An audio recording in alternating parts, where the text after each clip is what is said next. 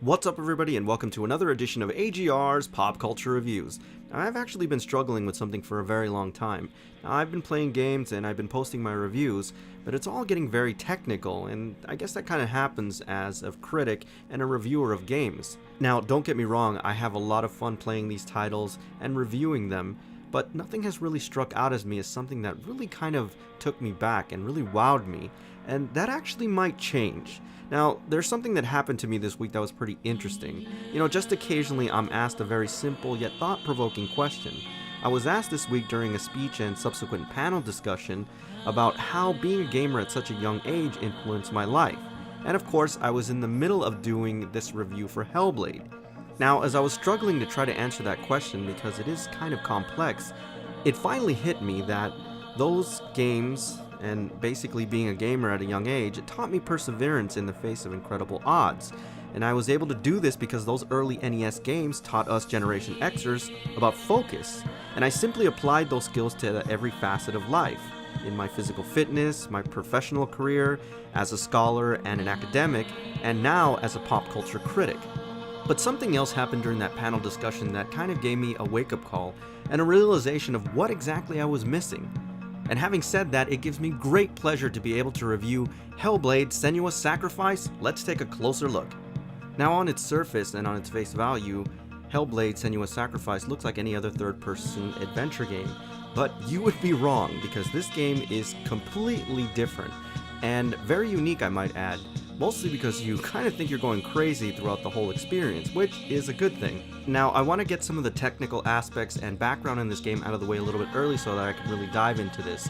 So this is the brainchild of Ninja Theory, and they did something pretty interesting, and I remember seeing the promos for this online. They essentially published this game as a downloadable game instead of making it a blockbuster kind of title that would traditionally be $59.99. They kept the cost down and made it, again, a downloadable title and left it at $29.99, which was awesome. And I gotta tell you guys, in terms of the value of what you're getting in this game, it's pretty incredible. Now, I'm playing the PS4 version, the PS4 Pro version, which give you some options, which is pretty cool, and it feels very similar to a PC game in terms of some of the options and settings. Now, it does allow you to play the game at the higher frame rate, and it does kind of minimize some of the ultra-realistic graphics, and you can actually shut that off in terms of the frame rate and get really high resolution graphics. So it's nice that they give you that option, very similar to what they did with Tomb Raider, which is always a good thing. Now, one of the first things that I want to remark on is definitely the atmosphere, and it's set very early on in this game.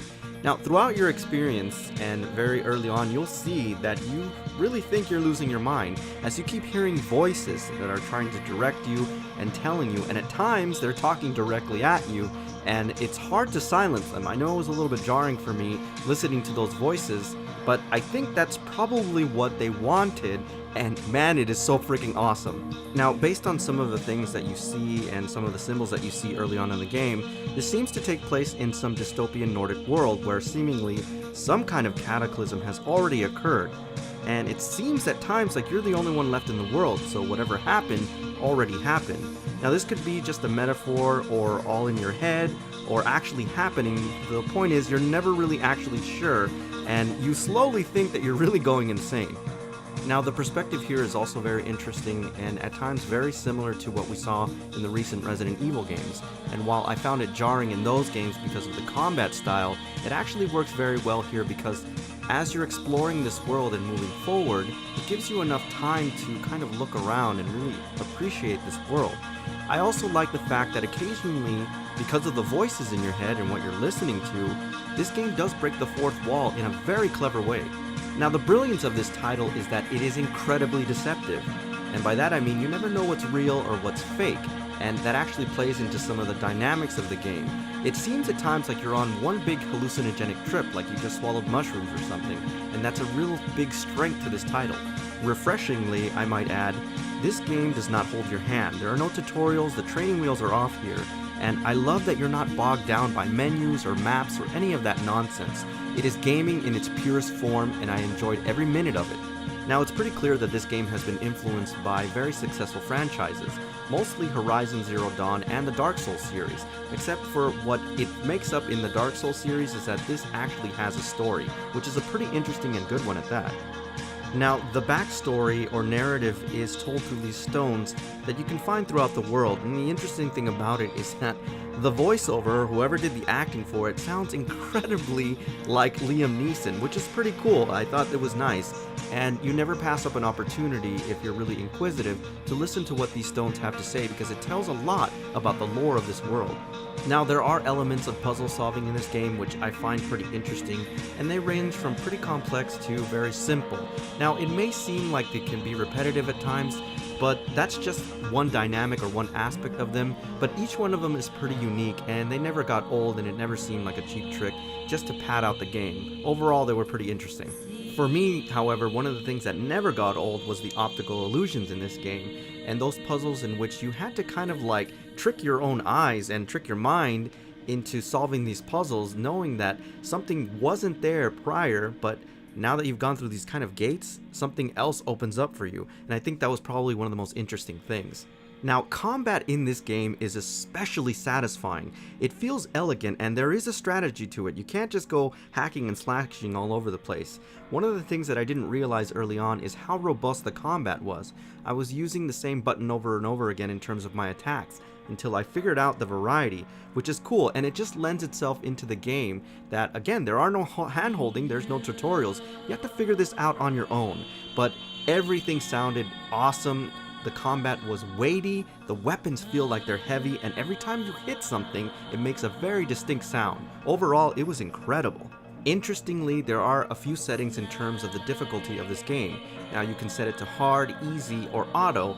Now, the thing about auto is that it progressively makes things a lot more difficult as you continue on in the game.